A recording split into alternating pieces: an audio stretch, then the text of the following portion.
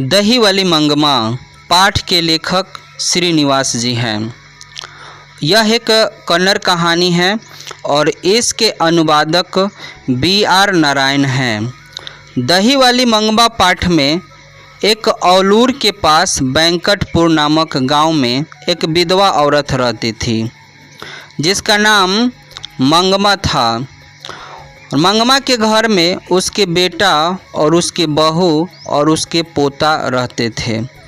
उसकी बहू का नाम नजमा थी। मंगमा दही बेचने का काम करती थी और वह अपने गांव से 3 मील दूर बेंगलोर दही बेचने जाया करती थी।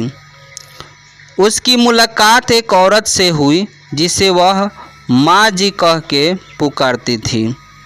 एक दिन नजमा अपने बेटे को किसी बात को लेकर पीट रही थी, जिसे देखकर मंगमा अपनी बहू से कहती है, क्यों रे राक्षसी, क्यों इस बच्चे को पीट रही है। तो नजमा अपने सास को भी भला बुरा कहने लगती है और कहती है, आपके लाड प्यार ने इसे बिगाड़ा है। तो मंगमा कहती है कि आने दे तेरे पति को, उससे ही तुझे डांट सुनवाऊंगा। तब उसका पति आता है तो सारी बात सुनने के बाद अपनी माँ से उसका बेटा कहता है कि अरे माँ, क्या मेरी पत्नी को अपने बच्चे को पीटने का भी हक नहीं है। तो माँ कहती है कि तू भी अपने पत्नी का पक्ष लेता है। यदि मैं तुम लोगों को बोझ लगती हूँ तो मैं तुमसे अलग खाना बनाकर खाऊंगी। तो उसका बेटा बोलता है कि अगर आपको ऐसा ही लगता है तो ठीक है, आप बना के खाइए। तो मंगमा बोलती है कि ठीक है, मैं आज ही दोपहर से अपना भोजन अलग बनाऊंगी। मंगमा अपने सबसे अच्छी व्यक्ति जो है माँ जी को मानती है और जब भी बेंगलोर जाती है तो माँ जी से ज़रूर मंगमा मिलती है और अपनी सारी बात उन्हें बताया करती है। पहले जब मंगमा दही बेचा करती थी तो जो उसे पैसे मिलते थे उससे वह अपने बहू के लिए गहने खरीदा करती थी। लेकिन जब उसकी बहू उससे अलग हो गई तो अब मंगमा के पास पैसे बचने लगे। मंगमा जब भी माँ जी के पास जाती थी तो देखती थी कि माँ जी मखमल का ब्लाउज पहनती है और मंगमा ने माँ जी से कहा कि माँ जी, मैं भी एक ऐसा ब्लाउज लेना चाहती हूँ, कितने का पड़ेगा। तो माँ जी कहा, लगभग 8 रुपये का पड़ेगा। यह सुनकर मंगमा घर आ गई और अगले दिन मंगमा दर्जी को वैसे ही ब्लाउज सीने को दे देती है जिसका खर्चा लगभग 8 रुपया पड़ता है। बाद मंगमा भी मखमल का ब्लाउज पहनने लगी, जिसे देखकर उसकी बहू नजमा उससे जलने लगी और कहती है कि देखो, इसे बुढ़ापे में भी जवानी याद आ रही है। उस गांव में एक लालची और जुआरी आदमी रहता था जिसका नाम था रंगप्पा। जब यह बात रंगप्पा को पता चली कि मंगमा के पास बहुत पैसे हैं तो रंगप्पा उसके पीछे पड़ गया और रंगप्पा उससे पैसे मांगने लगा।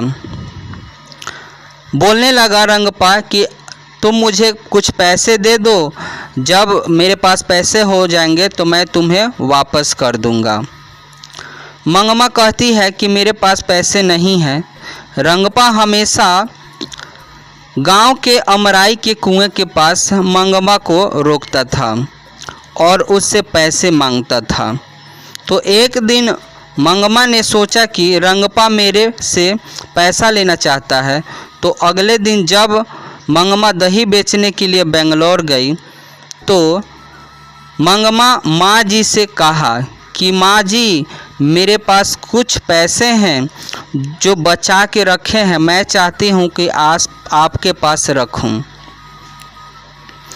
अगले दिन जब यह बात नजमा को पता चली कि मेरे सास के पास पैसे रंगपा मांग रहा है तो नजमा ने सोचा कि कुछ तो करना पड़ेगा, वह पैसे मुझे मिल जाएं। तो नजमा अपने बेटे को कहती है कि तुम अपनी दादी के पास जाओ और जब हम वहाँ आए तो बोलना कि मैं दादी के पास रहूँगा और दादी के पास ही खेलूँगा और खाऊँगा। फिर वह अपनी दादी के पास चला गया, लड़का जो उसका छोटा बेटा था।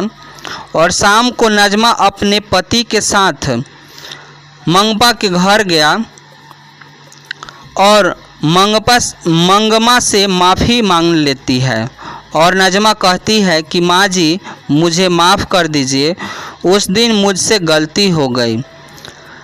अब हम लोग आपके साथ रहना चाहते हैं और आप कब तक दही बेचने का काम करेंगी? अब तो आप बूढ़ी हो गई हैं तो आप दही बेचने का काम मुझे दे दें। इस प्रकार बहू दही बेचने का काम करती है और मंगमा घर में रहती है और घर को देखभाल करती है।